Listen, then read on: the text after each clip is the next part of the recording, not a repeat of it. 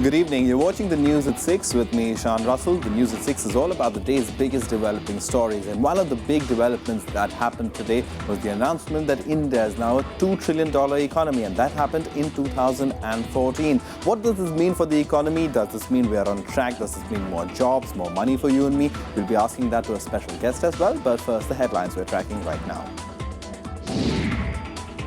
Government releases Prime Minister's Central Asian tour schedule. Prime Minister Modi to leave on a 5-nation tour next week.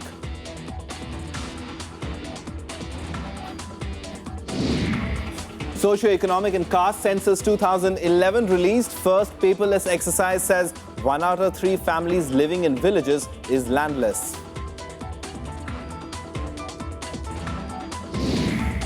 Mobile number portability becomes a nationwide reality finally. Mobile subscribers can retain mobile numbers even after relocating to other states.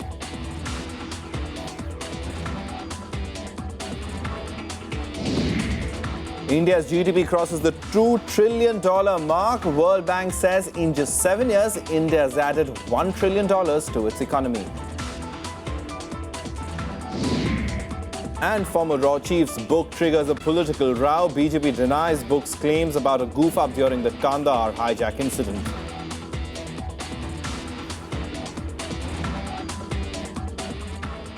Well, the top story this evening, Prime Minister Narendra Modi is scheduled to visit 5 Central Asian states, Kazakhstan, Kyrgyzstan, Uzbekistan, Tajikistan and Turkmenistan for 8 days starting on the 6th of July. The Ministry of External Affairs came out with the details of the Prime Minister's itinerary today.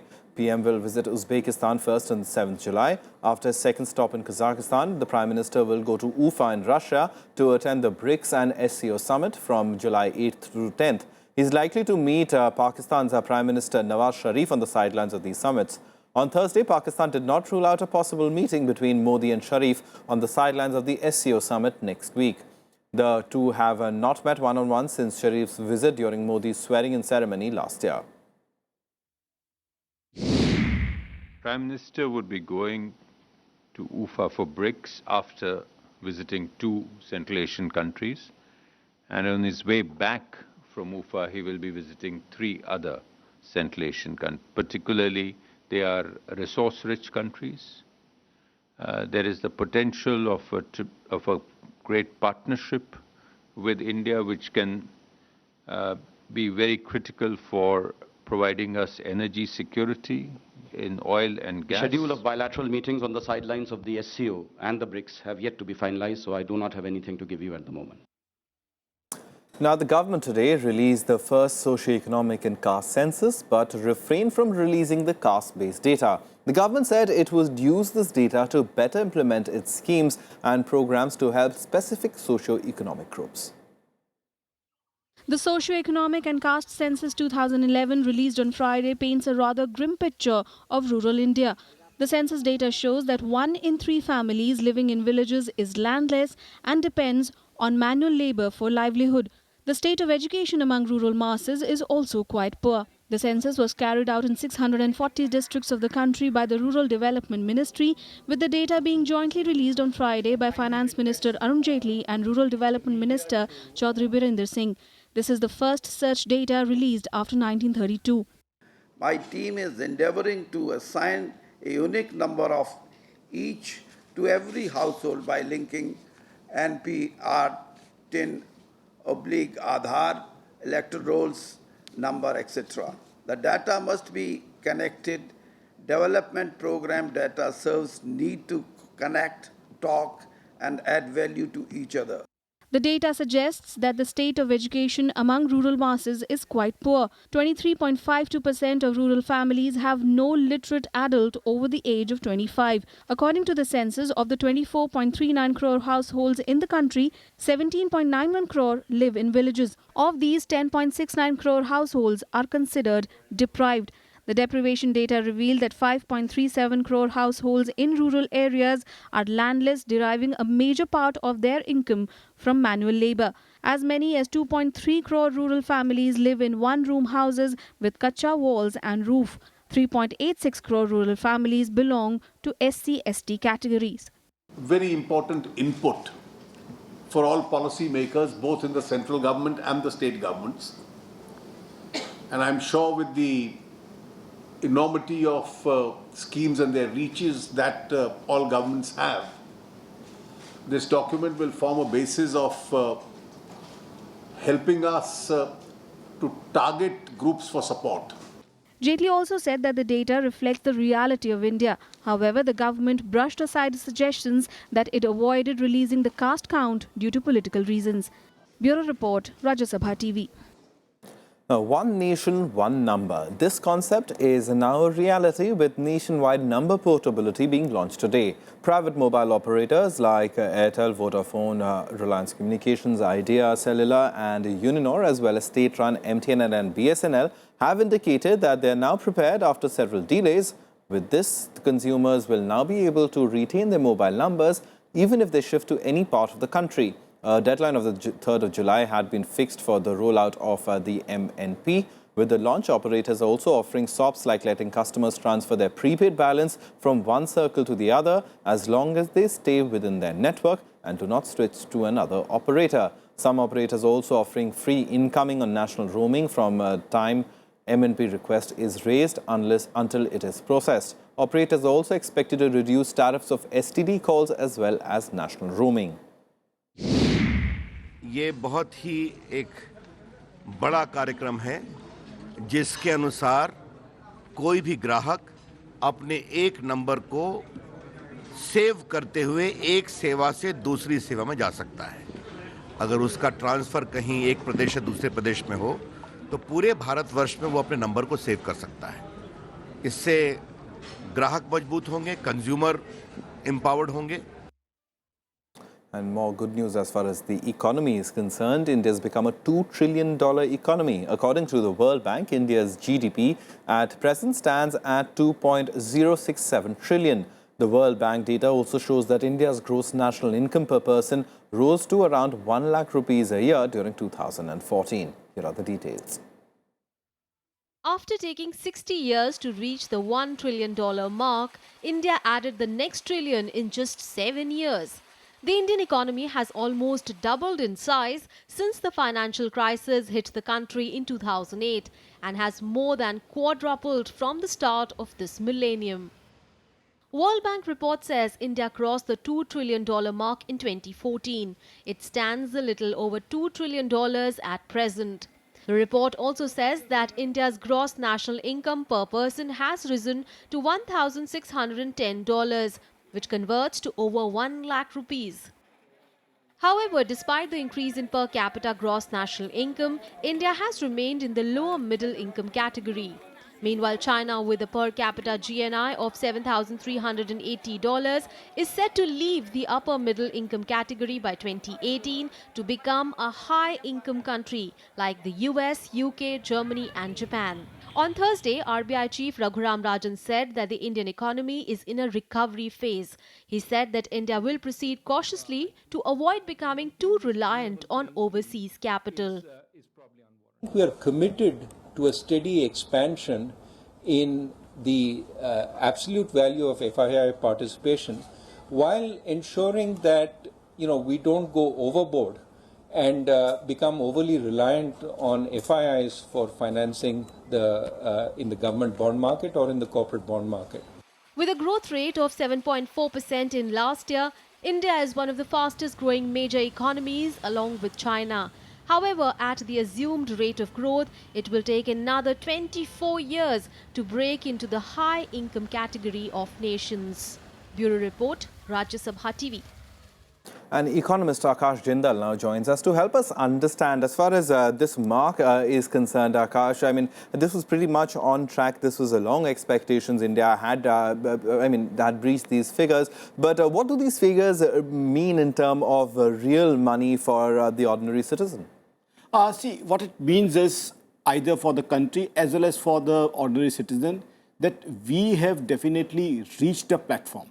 So we are at a platform where we can certainly board the train to growth. So we have reached a level. See, there are certain facts and figures.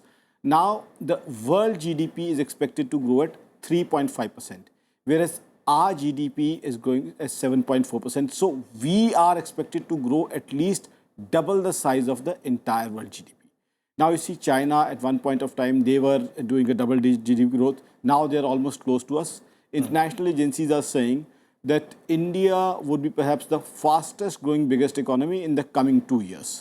So we are definitely at a stage where we can grow quite fast. Now when you ask about relating with the common man, up to a certain extent, yes, it's related, because when a country is growing, the impact would be there on every person. Now, is the impact exactly the same on the every person? I think there's a difference, because we all know in our country, unfortunately, we have so many people as BPL, below poverty line people. Many of our brothers or sisters in rural India, in deeper India, in interiors of India, they don't even get food, water or basics. I mean, so that's the reality. But yes, we are at a platform where we can board a fast track train. Now, I think now the important thing is that we shouldn't commit any mistakes. If we don't commit any mistakes, and if we keep on growing at a fast thing and we do inclusive growth, then I think I have analyzed a lot of data. My own organization, akashjindal.in. My data tells, today I don't think we have that much time that I can discuss the data in detail, but my data analysis tells that we have the basis, we have the strength of becoming the third biggest economy in the world after America and China. Okay, so we might have the potential to do that, but there are several roadblocks to that potential. I mean, from the discussions that we have over here at Rajya Sabha TV, if the viewers have been following, you would know that infrastructure, of course, is one of those. Investment, things like crucial issues like land acquisition, etc., are quite a big problem. In fact, there's another estimate that says out of the rural population of India, 1 in every 3rd family is landless. So, in that sense, what kind of an economy are we building? Does that question need to be begged as well?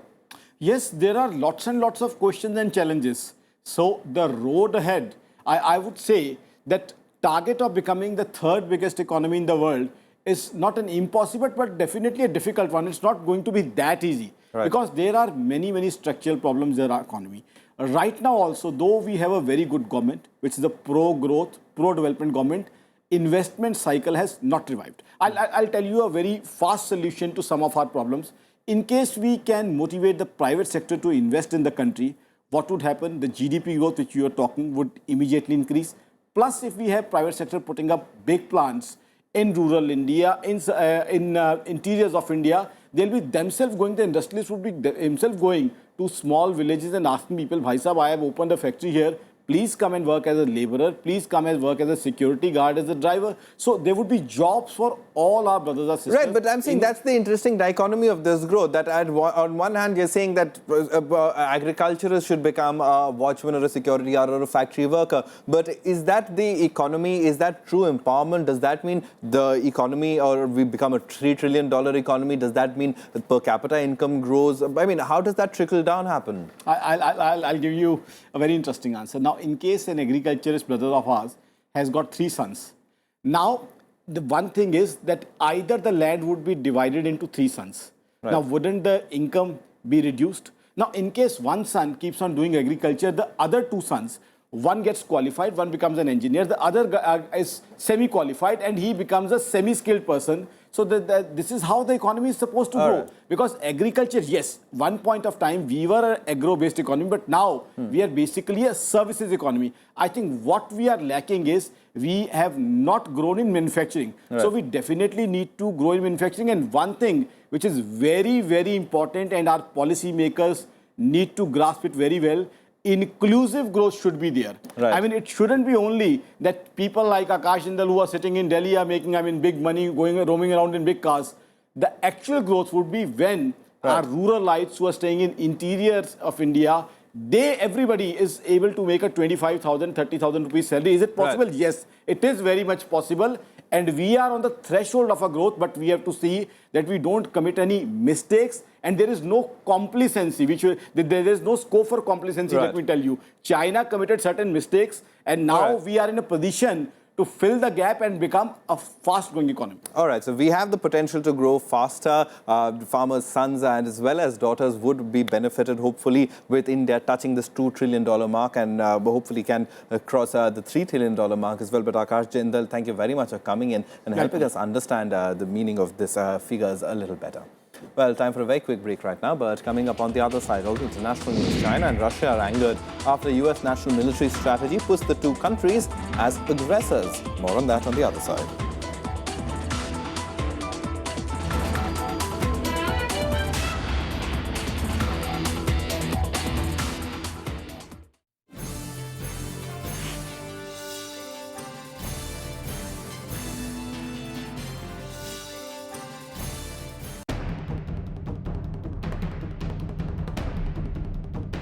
India's first socio-economic census, identifying targets to enhance policy planning. What does it portend? How can it be used? And why has the caste census not been released? Watch The Big Picture at 6:30 p.m. on Rajya Sabha television.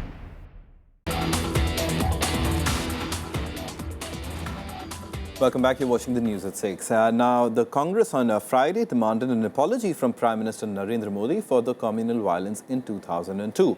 The party was reacting to some politically sensitive claims made by former RAW chief A.S. Dulat in a forthcoming book, Kashmir, the Vajpayee Years.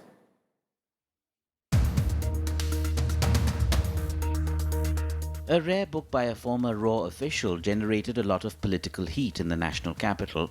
Former RAW chief A.S. Dulat's claim of a goof-up in the IC-814 hijack in 1999 in his book Kashmir, the Vajpayee Years had the Congress questioning the BJP's commitment to fighting terrorism. फैसले लेने में कोई कमजोरी नहीं थी, कोई कमी नहीं थी, कोई दिक्कत नहीं थी.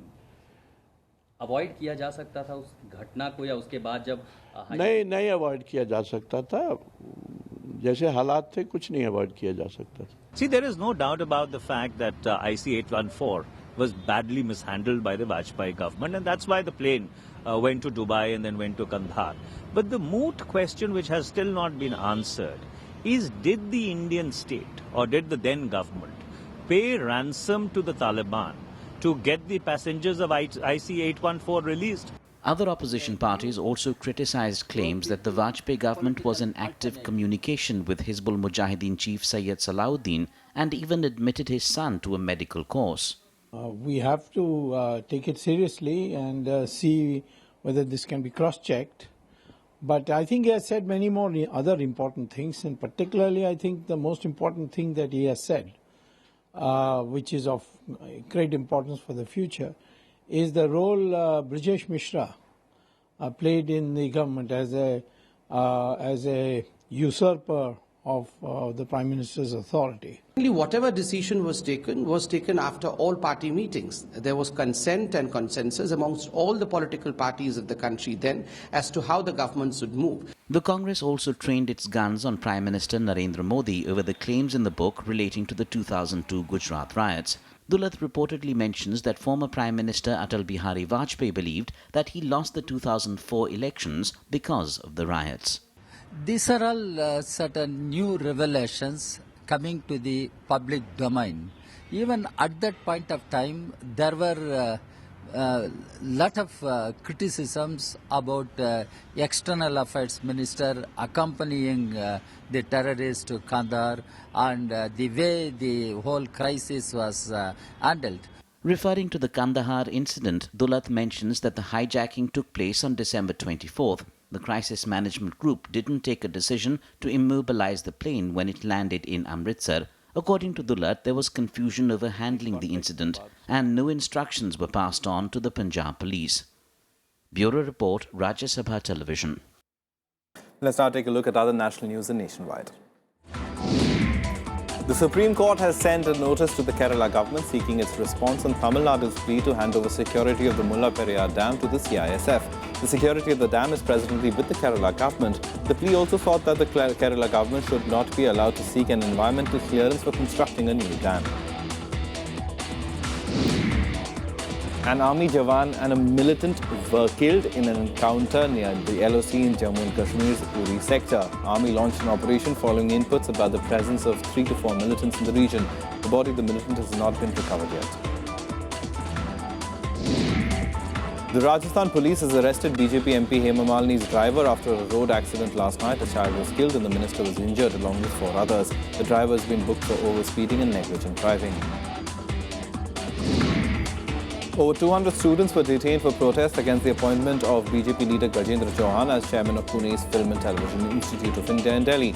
Besides students from FTII, students from wings of JNU, Delhi University and Delhi Technological University also joined in the protest. The students also demanded that the FTII Governing Council be reconstituted.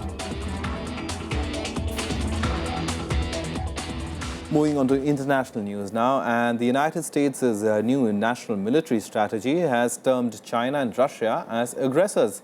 Unveiled by the Pentagon on Wednesday, the strategy slammed Chinese claims in the South China Sea as aggressive and inconsistent with international law. This has angered the Chinese government, which termed the report as irrational exaggerations. Moscow also took exception to the strategy, which advises the US military to be prepared to face revisionist states such as Russia. The strategy also seeks a deeper security relationship with India.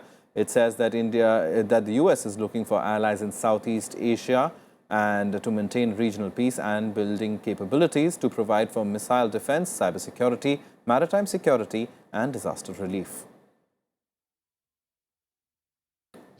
我们对美方报告当中呢有关无端的渲染中国威胁的言论表示不满和反对。我们已经多次阐明了在南海岛礁建设问题上的原则立场。我们认为美方呢应该摒弃冷战思维，正确的认识和看待。 Now, Greece is bracing for major rallies ahead of Sunday's referendum on bailout terms. One of those will be led by Greek Prime Minister Tsipras. The International Monetary Fund, on the other hand, is warning that Greece will need an extension of loans and a large debt write-off if Greece will not implement economic reforms. Rival campaigns heating up in Greece in the run-up to the Sunday's bailout referendum. Opinion polls are giving a wafer-thin margin for the yes vote, but on the ground, people look divided and confused. There is, however, still a chance the referendum may be suspended. The Council of State, the top court in Greece, is yet to rule on the legality of Sunday's vote and whether it breaches the constitution. Είμαι υπέρ του δημοψηφίσματος. Είναι μια κίνηση που κατά τη γνώμη μου προάγει τη δημοκρατία. Θα ρωτηθεί ο λαός να πάρει μια απόφαση. Αυτό είναι καλό. Δεν υπάρχει μέλλον πια εδώ. Οι προηγούμενοι είπαν κάποια πράγματα, δεν έχουν κάνει τίποτα. Οι επόμενοι δείχνουν έναν ερασιτεχνισμό και είμαι πραγματικά με πιάνει σε μια κατάσταση ζαλισμένος. Περπατάω και... Greek Prime Minister Alexis Tsipras is assuring people that their problems because of the closed banks will not last long. Pitching for a no vote, Tsipras says he will clinch a fresh deal with creditors 24 hours after the result of Sunday's referendum. Οι τράπεζες θα ανοίξουν είτε με μια συμφωνία, αν υπερισχύσει το ναι, η οποία δεν θα είναι βιώσιμη, αλλά αν αυτή είναι η επιλογή του ελληνικού λαού, είτε από φόβο, είτε από πίεση, είτε από επιλογή, θα τη σεβαστούμε. Αν υπερισχύσει το όχι, και όσο πιο ισχυρό είναι αυτό το όχι, σας διαβεβαιώνω, την επόμενη μέρα εγώ θα βρίσκομαι στις Βρυξέλλες και θα υπογραφεί συμφωνία. Ο ελληνικός λαός θα ψηφίσει όχι. Δεν θα κάνουμε τη Θέλω να μας κάνετε διευκρίνηση για αυτό που είπατε με το ότι δεν είναι πρέπει να είστε στις ουρές, Υπουργέ. Να το διευκρινίσετε λίγο, γιατί μην παρανοηθεί. European Union leaders hinted at a Eurozone exit for Greece if the yes vote prevails. European Parliament President Martin Schulz said his faith in Greek government has hit rock bottom. Meanwhile, the IMF is warning that Greece would need not only an extension of the European Union loans and a potentially large debt write-off, but also an extra 50 billion euros over the next 3 years, including 36 billion from its European partners, if economic reforms are not implemented. Bureau Report, Rajya TV. Now, despite a ceasefire in eastern Ukraine, tensions continue between Ukraine and Russia. Pro-Russian separatists and Kiev haven't been able to agree on implementation of the Minsk peace deal. The recent announcement by separatists on holding their own elections in October has further drawn rebuke from the Ukrainian president, who says it could violate the peace accord. Ukrainian President Petro Poroshenko is calling for new sanctions against Russia. He made his demand at a meeting with US congressmen in Kiev. East Ukraine is witnessing a fragile ceasefire since February, when an agreement was reached in Minsk, Belarus. But both sides accuse each other of violations. Support which Ukraine have for all of this time is play a key, vital role to keep country together, to defend our values, to defend freedom, to defend democracy against one of the strongest and biggest army in the world. Underlying the gulf between Moscow and Kiev, Russia on Thursday expressed what it called deep concern over Ukraine's plans to decentralize power as part of a peace deal with separatists. Differing interpretations of the Minsk agreement has left the conflict in a limbo.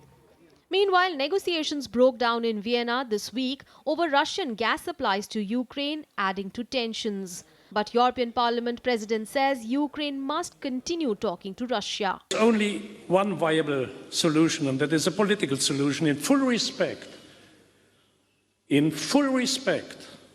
of Ukraine's territorial integrity and sovereignty. We have no choice but to keep on negotiating with Russia. Poroshenko on Wednesday presented a blueprint to give Ukraine's regions more powers, one of the points in the Minsk deal.